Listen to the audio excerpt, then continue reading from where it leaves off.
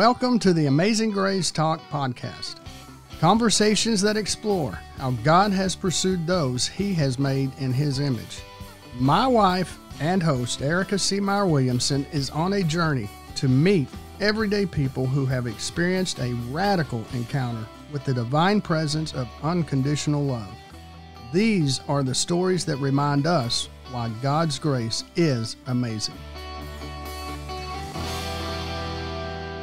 Welcome, everyone, to my very first podcast. My name is Erika Seamayer-Williamson, and I'm here with my dear friend Robin, who is just been so sweet to come by here and help me tell my story, just so you know a little bit more about who I am and where I'm coming from and how God's led my life. So welcome, Robin. Thank you. I appreciate it. It is my privilege to be here and to be able to actually interview you today. I have been blessed to know you for 15 years, and I am so excited for your listeners to hear how you have been touched by God, led by God, directed by God. And I want to hear especially, when was the first time you heard from God? That's a good question. That's a bam. Yes. Let's get started. I was working in a salon in Arlington, and when I was hired there, the owner told me that it was a Christian salon. I thought that was really neat. I believed in God already. I didn't really go to church growing up other than holidays, but I liked it, and it felt good, and I think I wanted more of that life, of the people that I'd seen in my life that were Christians. I saw something in them that I wanted. So working at that salon, every month we had a monthly meeting, and it was we would start out by saying, does anybody have anything to pray for? And so we kind of went around the room, and people would, say what they needed prayer for, and it came to my turn. Well, little backstory on that is that I was actually going through a divorce of an alcoholic husband who I had been with, to be honest, far too long. I was trapped in codependency and didn't really understand what that meant. I didn't understand that staying with someone that, hurt you, damaged you. I just didn't understand the impact, and I didn't know how to leave. I just felt such a burden. And so I was going through this process of divorce, and that's about the time when, even though I knew I should leave, I didn't know how. I didn't know how to leave that burden behind, of feeling like I was the only one who could help him, the only one who would love him the way that I loved him. Years later, I realized I never meant to be self-righteous at all. I just didn't know any different. I didn't know that, he could find his own joy, happiness, if he would just surrender to God and allow him to be his Savior, not me. And it took me years to learn that. But when it came back my turn for the prayer, as I said, they asked me, what would you like to be prayed for? And I just looked at everybody and I said, it's just, and that's the only words I could get out as I started to cry. And it's so funny because it's been years. I'm healed from it. I'm for, all of that, but you can still always remember the pain. So I came back, or the emotion that was attached to it. So I walked all the way down the end of the salon in the break room, came all the way back, and I just looked at everybody with, the confidence. I thought, okay, I can say it now. And I said, it's just, and I couldn't say it again. I left again, came back and said, finally, I just took a deep breath and I said, it's just, no one's ever going to love him like I do. The burden of him being in his illness and addiction and sickness, the way that codependency relationship is with an alcoholic, it makes you feel that way, that you're their savior. And they make you their savior. That's the way they hook you in to, that's how I probably stayed that long. So right about that time, everybody got around me. And again, this was sort of new to me, but I'm telling you, I was very comforted by it all. All of the girls at the salon, we all got in a circle. There was a lady there named Lucia. She laid her hands on my head. Everybody was around, like I said, in the circle, and she just started praying over me, probably speaking in tongues. That was new to me, But even though that was different, it was, again, so comforting that I just opened up and let it flow.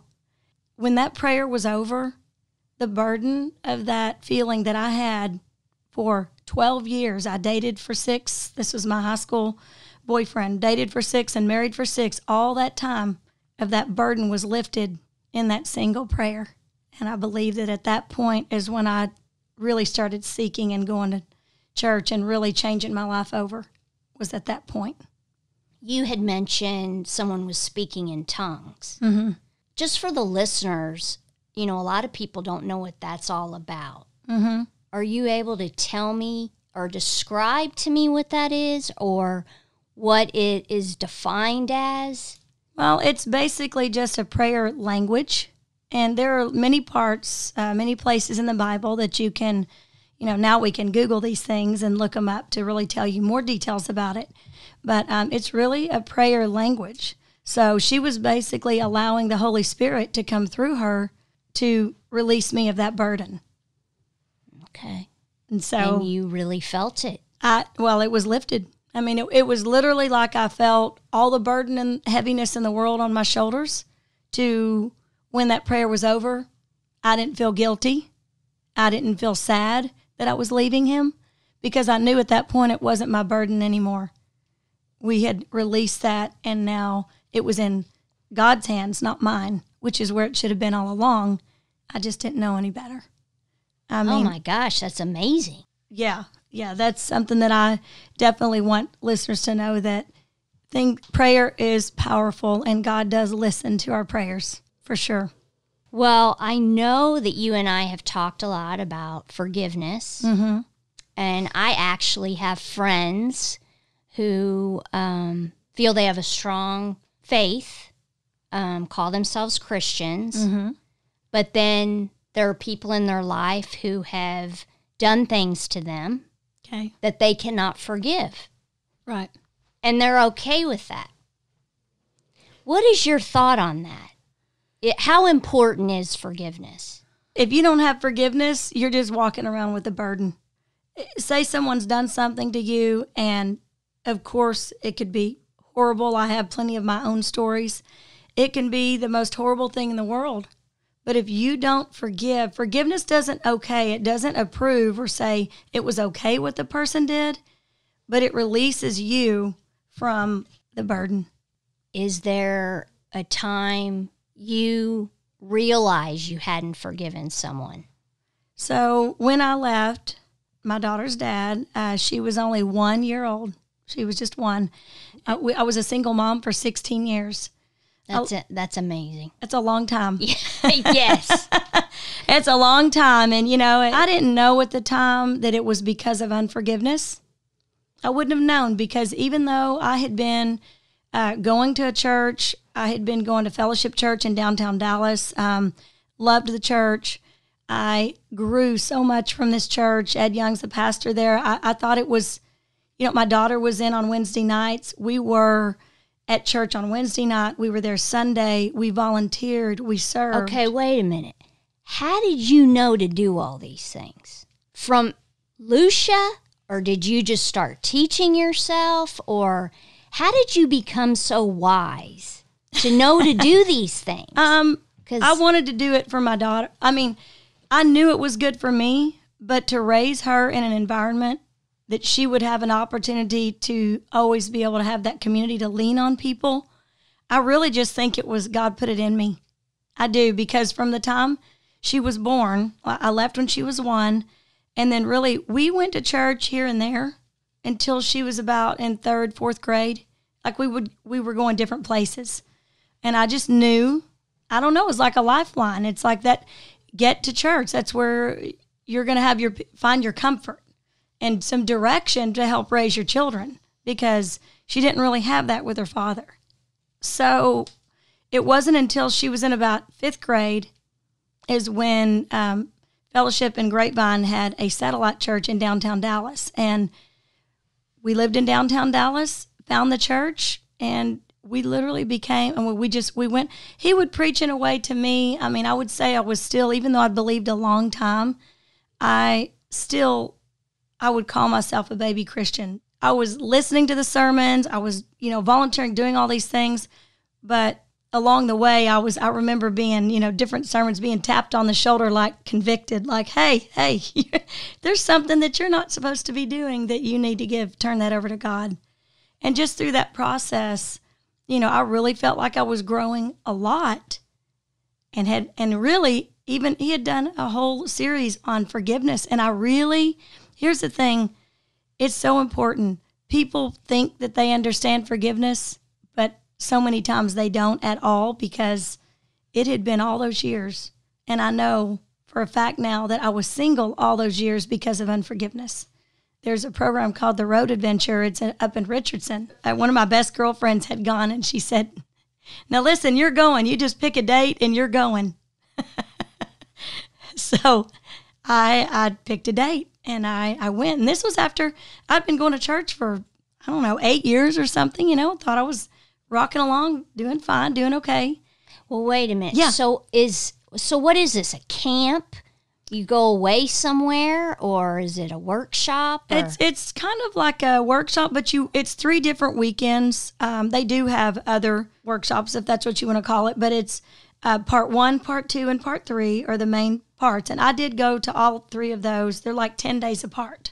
Okay. I went through all of those because you build such a camaraderie with the people in your group. The funny thing was I told my friend I would go, and after Friday night of going, I thought, well, gosh, I don't have those problems. I think I've got a lot to do on Saturday. Maybe I'll just not show up. And I thought, well, no, my friend, so I committed to go. And I can tell you that thank goodness that I did, because it was absolutely life-changing. So you can be going to church, and that's wonderful and great, but there was something about those 3 different weekends that probably put me 10 years ahead spiritually and personally. And I was able to be set free of that, of the burden that I had in the past of unforgiveness. While you were at the Road Adventure, was there a specific night or something that happened there or was it after you went through the whole series, then you realized? Well, I believe it was even on the first weekend. And so you have small groups and larger groups, and in a small group, there was, sometimes the trainers or directors, whichever, will ask you, certain questions.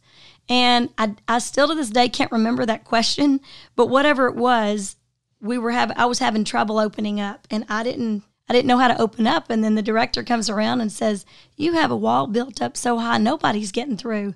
And to be honest, I couldn't imagine, because I always thought I was an open book. And I thought, what are they talking about? I'm very open. Like, put your arms on right. What do you mean? You are an open book. But I guess, but I guess with that point, I wasn't. So they taught us about forgiveness, how to forgive those people that hurt you. And when I walked out of that small group, someone came over to me and said, have you forgiven your ex-husband? And I said, well, I've already forgiven his parents. Oh. Didn't think anything about it at first. Probably 10 minutes went by, and someone else came up to me and said, have you forgiven your ex-husband? I'm sure thank goodness they saw that I had not. And I said, I said it again. And the second time I said it, I heard myself out loud, and I realized at that point, and that was a shocker to me, because I thought I'd forgiven him. I really did. And I said, I guess I realized I had not forgiven him for the painful things in the past. So driving home that night, I remember exactly where I was. And I thought, well, what do I have to lose? I might as well try it. I was by myself in the car and driving on the highway. And I probably should have pulled over because I had tears in my eyes. But I was screaming out loud. I didn't mean to scream, but I just was so hurt that I'm telling you, it was like the devil was coming out of my mouth. It was that much hurt, anger, sadness wrapped into one, because it was just coming out. And I was screaming, I forgive you for. Aww. And I really have forgiven, but I just get emotional at times. And sometimes I can tell the story and I don't cry at all, but, forgive you for abandoning our daughter. Forgive you for whatever. I just started naming all the things that were the most hurtful to me ever. And once I'd said that it was finally different. I'd really surrendered forgiveness, in that way, and was able to then start restoring. That wasn't a burden to me anymore at that point. I was able to move on from that point. Sorry. No, don't apologize. It's heavy. That story, yes, it is very heavy. Yeah. And I appreciate you sharing it. I'm crying on the first show. It makes me sit there and wonder, who have I not? Yeah. It does when you hear that, because I think I have forgiven everyone, but it was brought to your attention that you really hadn't. Well, and I think sometimes when you see the fruits in someone's life, I'm not saying it's a bad thing to be single, but I realized that's what was really keeping me from moving on to a healthy relationship because of the pain and of me not forgiving. So I believe 100% in my heart and soul that if I had not have forgiven him, I wouldn't have been able to move on with my life and be in the relationship I am today. That is the one question I want to ask you, is how did you meet your prince? Because I know, because you've told me, but I would love your listeners to hear, especially single women out there. I'm actually single, divorced, middle-aged, which I don't care what anyone says. It's harder to date the older you are. I don't care. Even as foxy as you are. See? Yeah, I don't know about that. But I do think it's difficult. And I think I would love for them to hear your story on how you met and then what happened. And the time period is amazing as well. Yes. Well, I have to back up and say that my husband now was my 5th grade boyfriend. He was my, I was a baseball princess for his team, and I mean all those things are funny and cute, and so yeah, his name is Erik, and yes, it's Erika and Erika, and they are both spelled with a K. People call us the E's, the 2 E's, and then we've got my daughter, that's the 3 E's. Yes. So, but he and I, and we weren't, he really was my boyfriend. People go, your boyfriend in 5th grade? Well, we went together. Right. You go together, rode bikes together, whatever. So, Erika, Lane, and I were living in South Dakota. We had moved up there a couple of years prior. Erik was going through a divorce, and he had never had a Facebook. He just never had that something. Some people still don't have them, and he didn't have one, and he thought, hey, well, let me start looking around and finding friends and seeing, whatever. What's going on in the world now that I'm going through divorce? But he found me, he had called me, and I hadn't talked to him in like 22 years. I mean, we were friends and all that, but he was married and raised his boys and, all that was living the, doing all the daddy stuff and the married things. But, he found me on Facebook, and we talked for, like an hour and a half. I remember pulling over thinking I could be driving home because I had a 45-minute drive, but it was just fun to talk to him, but I really wasn't thinking anything about it, So when he first reached out to you, it wasn't like an instant connection. Like it was as a friendship connect. I was just excited to talk to him. Okay. But that's all as far as that went. And I was actually, had already, the guy that I was dating, we were broken up. But you know how you break up and you kind of still sort of date? Right. You really know you're not going to make that relationship work, but you're just kind of. So he asked me, was I still dating that person? Because it was on Facebook. And I remember I said yes, that I was still dating him. And I was so grateful for that moment, because when we hung up, I said out loud, why did I just lie? I was like, why did I say, I was still dating him when I wasn't? Well, I was grateful. Well, you kind of were. I kind of was, yeah. Yeah. Kind of was, but I found out the real reason later that I believe God allowed that to happen was because 8 months later, he called me up again. And, it takes about a year to get a divorce. I don't know, go through all that process. So I was grateful that time had passed, because when he called me up, we were pretty much inseparable for, I know it sounds crazy, but we were on the phone and texting every moment except for when we were working or sleeping. And I believe we were engaged in 1 week and married in 3 months in Cozumel.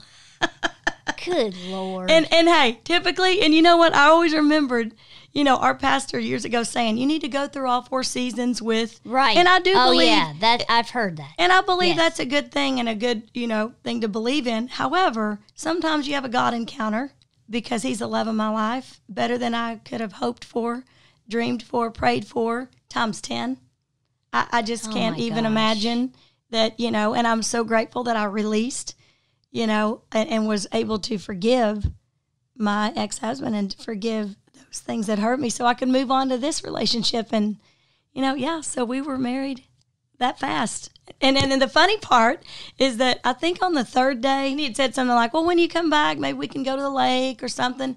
And I said, well, I'm probably going to regret this later, but for now, I'm going to say no. And then I think like the next couple of days is when he sent me a text and said, something, love you. And I said back to him, did you read what you just wrote? And he said, yes. I said, I love you. And I was thinking, thank goodness, because I already knew he was the one, and I knew I loved him, and I knew it. I knew it. Just like you, I've always loved old people. I never had my own grandparents. And old people will always tell you, How do you know? You know because they're the one. You just, there's no, well, ifs or buts. Like there's no, well, I like him, but I don't like his friends, or I don't really like what he does, or whatever it is. There were not any of those. I'm not saying people are perfect. I'm just saying. You just don't care. There's just you just want them with all their good and bad. Yeah. They're the one. It doesn't matter. Well, I just knew because even so when he said that to me, the very next day, I had my safe question through text. And I said, because I'm thinking, he's going to want to be single a long time and all this, but I know he's the one. And so I text back and said, would you ever consider being married again? And he'd said, would you want to be my princess someday?